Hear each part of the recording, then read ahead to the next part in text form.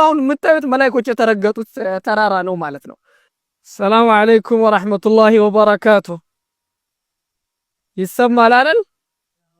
አዎ የበድር ጦርነት የተደረገበት ቦታ ትንሽ ጠጋ ብሎ ነው ሹሃዳ በድር የሚባል ነው። ይህ አሁን የምናየው ግን ይህ ሙሉ መካና መዲና እንደምታዩት ተራራ ነው፣ ሙሉ ተራራ ነው።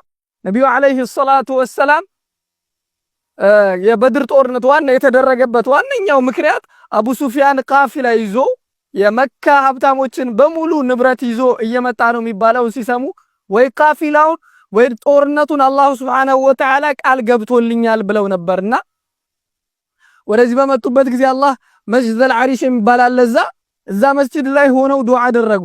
ዱዓ እንዳደረጉ ትንሽ እንደ እንቅልፍ የሚመስል ነገር ወሰዳቸውና አላህ Subhanahu Wa Ta'ala ከጅብሪል ጋራ ጅብሪል ከነፈረሱ ሐይዙም የሚባል ፈረስ ጋር 100,000 የሚሆኑ መላእክቶችን ይዞ አላህ Subhanahu Wa Ta'ala እንደላከው ነብዩ አለይሂ ሰላቱ ወሰላም አወክሩ ማለት ነው።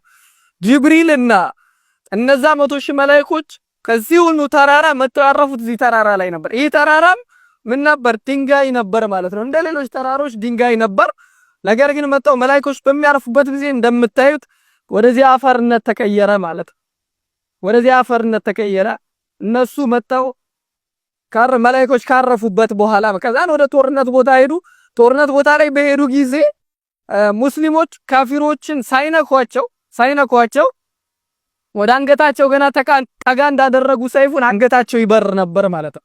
መላእክቶች ነበር እንደዛ የሚያደርጉት የነበረው እና ይህ ሙዕጂዛ የተከሰተው እዚህ ቦታ ላይ ነው። ይህ ተራራው ሙሉ የተቀየረው ከድንጋይነት ወደዚህ ወደ አፈርነት የተቀየረው መላእክቶች እዚህ ቦታ ስለወረሩ ነው። የተራራውም ስም ጀበሉል መላኢካ ይባላል። የመላእክቶች ተራራ እንደማለት ነው ማለት ነው። የመላእክቶች ተራራ ይባላል። ይህ ነው ወለቀድ ነሰረኩም ወላሁ ቢበድሪን ወአንቱም አዚላ ትንሹ ናችሁ ብዙዎች እንድታሸንፉ አላህ ያደረጋችሁ መላእክቶችን ስለላከ ነው። አላህ በቁርአን እንደዛ ይላል። ትንሹ ናችሁ ብዙዎች እንድታሸንፉ ያደረጋችሁ አላህ ነው ያለው። ከዚህ የነበሩ መላእክቶች ሄደው ጅብሪል ሐይዙም ከሚባል ፈረሱ ጋራ በመሆን እነዛን መላእክቶችን ወስዶ እንዲያሸንፉ ስላደረጋቸው ነው ማለት ነው። ይህ ሁሉ አሁን የምታዩት መላእክቶች የተረገጡት ተራራ ነው ማለት ነው። እንደዚህ አመድ የሆነው እነሱ ካረፉበት በኋላ ነው ማለት ነው። ለበረካው እዚህ አካባቢ ከደረስን በቂ ነው። ወደ እንትን እንመለሳለን። ፎቶ መነሳት የምትፈልጉ ሰዎች ጨርሱና። ሰላም አለይኩም ወራህመቱላሂ ተዓላ ወበረካቱ።